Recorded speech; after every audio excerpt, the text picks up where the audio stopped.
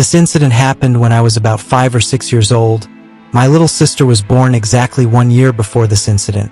And my mom and dad had just divorced, so my mom and stepdad took us to a new house in West Virginia. It was on the mountainside, it was made of dark wood, it was just like the houses in horror movies. It had 3 floors, the main door opened to the 2nd floor, and our rooms were there. Go inside. Downstairs, there was a kitchen, a laundry room, and a mysterious room. This mysterious room was the only room in our house with a metal door.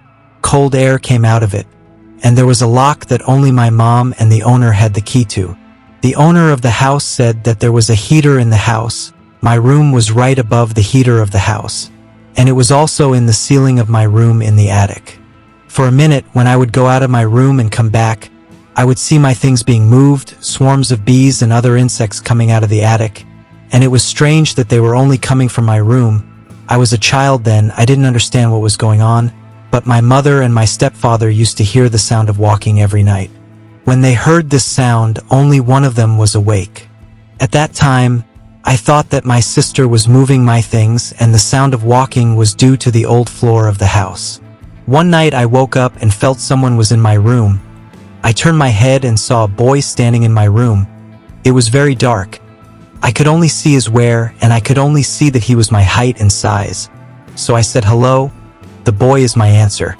He said that he came home from cooking and then he asked if I could play with my toys. I told him no because it was late and my mom and dad wouldn't let me.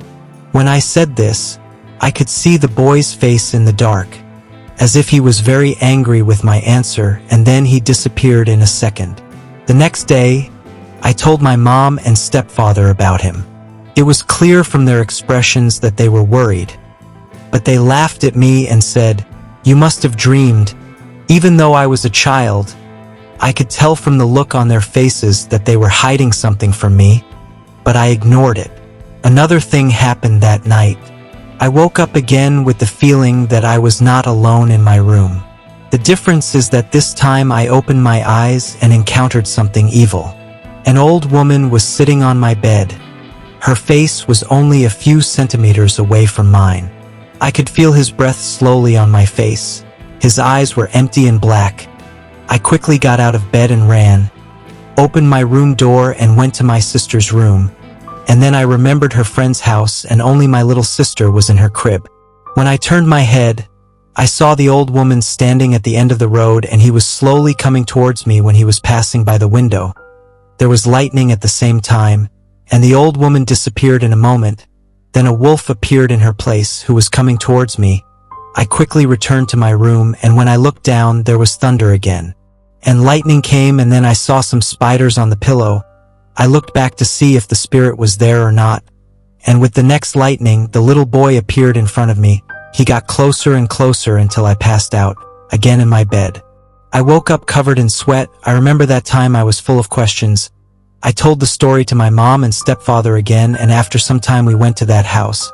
My mom shared everything that happened with the owner of the house, and he said that when he built this house, a widowed mother lived there with 3 children.